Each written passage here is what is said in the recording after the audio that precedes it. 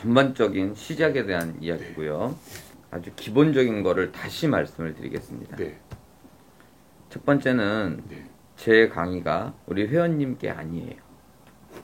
무슨 얘기냐면 들을 때는 저 말도 맞고 빨리 실천해야 되겠고 공감을 하다가 강의가 끝나면 좀 전에 말씀하신 것처럼 이제 다시 일상으로 돌아가는 이제 그런 게 있거든요.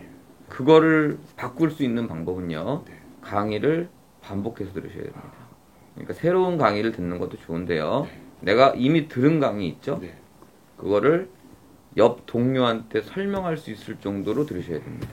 그래서 첫 번째는 제 강의를 우리 회원님 걸로 만드십시오. 이게 생각보다 어렵습니다. 별거 아닌 것 같지만요. 한번 들은 강의를 또 들으면 느낌상 지겹습니다. 그러면 다시 어떤 생각을 하냐면 내가 1시간짜리 강의를 들으면 강의 들은 거를 설명해 보세요. 혼자서 하더라도. 근데 5분 만에 끝났다. 그럼 내게 아닙니다. 결국은 그걸 하는 거 아니야? 5분 만에 끝났어. 그럼 자기 게 아닙니다.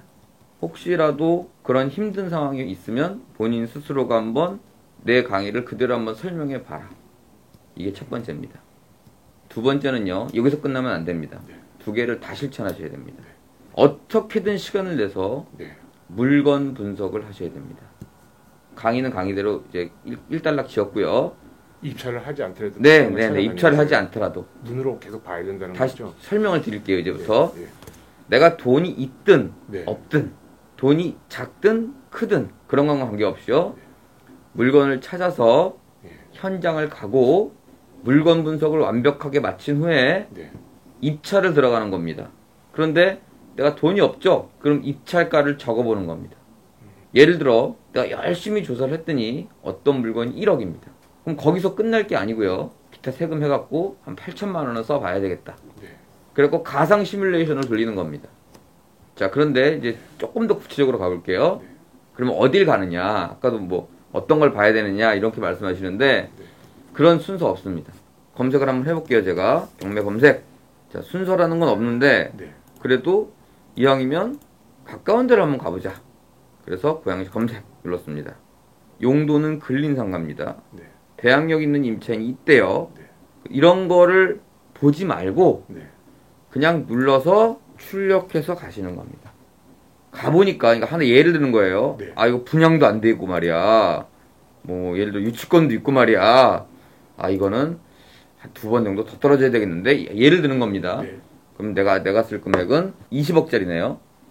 20억이 아니라 한 11억 정도면 괜찮겠느냐 해서 입찰을 해보는 겁니다.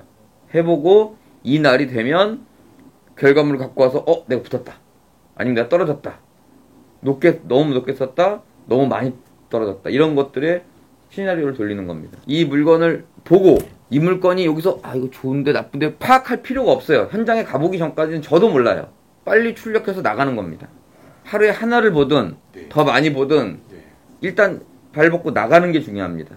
그래서 나가서 이 물건이 시세가 얼마고 난 얼마에 입찰하고 싶다. 그리고 이제 3월 3일이 되면 경매일 뜰 거 아니겠습니까? 법원 안 가도. 그럼 그걸 보고 이런 결과가 나왔구나. 이게 물건 하나를 조사하는 끝입니다. 그런데 아까도 잠깐 얘기했지만 상가는 별론데 패스. 아파트 별로야. 이렇게 하면 안 됩니다. 무조건 다 가셔야 됩니다. 근데 조금 요령을 부리자면 오늘 한 3개 정도 볼 시간이 있어. 그럼 고양시에 탄현동하고 일산동하고 마도동하고 이렇게 찢어져 있으면 좀 불편하잖아요. 그렇죠. 탄현동 것만 오늘 3개를 볼까 하고 탄현동을 검색하시는 건 제가 터치하지 않겠습니다. 그런데 이건 금액이 20억이네. 안 해. 2억? 안 해. 이런 나한테는 뭐 한 3천만 원 만약에 이거나 볼까? 이게 아니고 어차피 지금은 가상입찰입니다. 지역만 따지고 금액과 용도는 따지지 말고 가십시오. 제가 초보자 때 했던 걸 그대로 말씀드리는 겁니다. 그러다 보면 이거 다 봅니다. 다. 왜냐면 다음에 유찰되면 그걸 또 볼 필요는 없거든요. 그럼 이제 수개월이 지나면 저번에 봤던 거네. 뭐 새로 나온 거 몇 건 있네. 이제 그래갖고 훨씬 더 시간이 짧게 걸립니다. 그러다가 이제 내가 관심 있는 이번에 시흥에 삼기신도시가 들어온다고? 거기도 한번 가볼까? 이렇게 이제 그 다음 절차인데요. 현재는 그냥 가까운 거부터 용도와 금액을 가리지 말고 물건을 조사하고 가상으로 입찰을 해봐라. 그래서 끊임없이 연습을 하는 겁니다. 끊임없이라는 건 한 달에 몇 개를 보느냐, 한 일주일에 몇 개를 볼 수 있느냐에 따라서 기간이 길어질 수도 있고 짧게 당겨질 수도 있어요. 근데 한 달에 한 건을 봐서 1년에 12개를 본다. 그러면 1년도 더 걸릴 거고요. 한 달에 12개를 본다. 그럼 훨씬 더 단축될 겁니다. 이건 선택이 아니라 필수입니다. 이제 이렇게 되면 이제 다음 현상을 제가 예측을 해드릴게요. 아, 저거는 얼마 쓰면 먹는다. 이게 1단계로 이제 스스로 뭐가 잡히고요. 그 다음 단계가 중요한데요. 그 다음 단계가 이건 좋은 물건이다. 이게 물건을 보는 눈이 네네.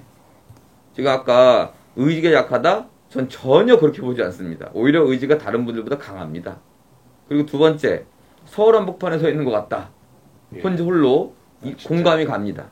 공감이 가는데 지금 이 상태로 가면 계속 그 느낌을 받으실 수밖에 없어요. 그래서 이 두 가지, 그러니까 내가 나갈 수 있는 시간이 없을 때는 강의를 반복해서 듣고, 나갈 수 있는 시간이 있으면 강의는 때려치고, 뭐 이거 뭐 좋은지 나쁜지 이런 거 할 필요 없이 그냥 가까운 거 뽑아서 나가는 겁니다. 오늘 시간이 반나절 있네? 한 2개는 보겠네? 그럼 2개 뽑아갖고 설령 1개밖에 못 보고 오더라도 나가는 겁니다. 그래서 다시 한번 말씀드릴게요. 가상입찰까지 해보고 1단계는 뭐냐? 아, 이거 얼마 정도 쓰면 먹겠는데? 이건 뭐 내가 먹기 힘들겠다. 이거 조금밖에 안 남겠다. 이런 게 1단계로 쓰고 2단계는 야, 이거 좋다. 이제 그렇게 되면 이제 없는 돈도 끌어갖고 할 수 있는 그게 나오는 겁니다.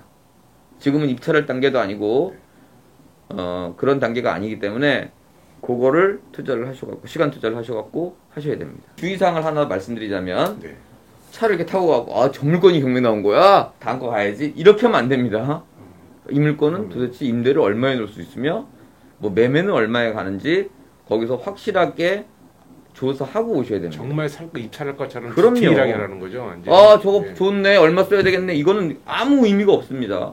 근데 여기 부동산 가니까 예를 들어서 얼마래. 그럼 얼마구나 하고 쓰는 게 아니라 실제로 돈 들어갈 거면 한 군데만 가보실 겁니까? 여러 군데 가볼 거 아니겠습니까? 그렇죠. 최소한 4-5군데 가야 그렇죠. 그게 실천입니다. 가상 입찰을 했더라도 내가 원하는 금액에 먹으면 거기서 희열을 느껴야 되는 거고 떨어지면 아쉬움을 느껴야 되는 겁니다. 이거 두 가지를 열심히 한다. 그러면 의지는 더 강해질 거고요. 그리고 아까 같은 공허함도 사라질 겁니다.